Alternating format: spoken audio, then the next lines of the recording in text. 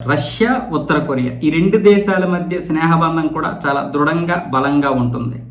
వీరిద్దరు నేతలు కూడా అటు కిమ్ ఇటు పుతిన్ ఇద్దరు కూడా ఒక విధంగా బలమైనటువంటి స్నేహం కలిగినటువంటి నేతలు. ఇద్దరు పిఎంలు కూడా ఇద్దరు వ్యక్తుల మధ్య అలాగే రెండు దేశాల మధ్య మంచి స్నేహబంధం ఉంది. అందుకే ఉత్తర కొరియా అధ్యక్షుడు దాదాపు 12,000 మంది తన సైన్యాన్ని కూడా రష్యాకి సపోర్ట్గా పంపించాడు.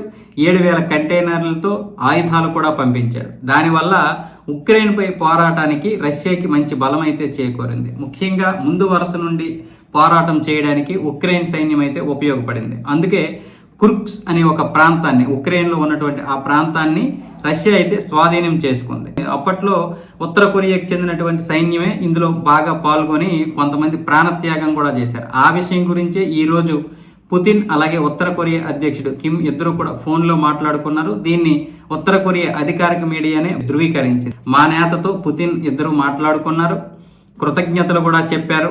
ఎందుకంటే అక్కడ కుర్స్క్ ప్రాంతాన్ని ఆక్రమించుకోవడానికి మీ సైనికులే మాకు చాలా బాగా ఉపయోగపడ్డారు. నిజంగా వారి యొక్క సేవ అలాగే వారి యొక్క ప్రాణత్యాగం మరువలేనివి. ఎప్పటికీ మేము వారికి రుణపడి ఉంటాం. మా భూభాగం వారికి రుణపడి ఉంటుంది. కుర్స్క్ మా ప్రాంతంలోకి రావడం, మా స్వాధీనానికి రావడం ఉత్తర కొరియా చాలా పెద్ద సహాయం చేసిందంటూ కిమ్ని అయితే పుతిన్ బాగా పొగిడినట్లు తెలుస్తుంది. అలాగే కిమ్ కూడా ఇప్పుడు ఈ యొక్క ఉక్రెయిన్ రష్యా యుద్ధం ముగింపుకి వెళ్తున్నాడు కదా అలస్కా, అక్కడికి వెళ్ళి ఈ యొక్క చర్చలు విజయవంతం అవ్వాలని పుతిన్కి కూడా ఆయన అయితే ఆల్ ద బెస్ట్ చెప్పినట్లుగా ఉత్తర కొరియా మీడియా అయితే అధికారికంగా ప్రకటించింది.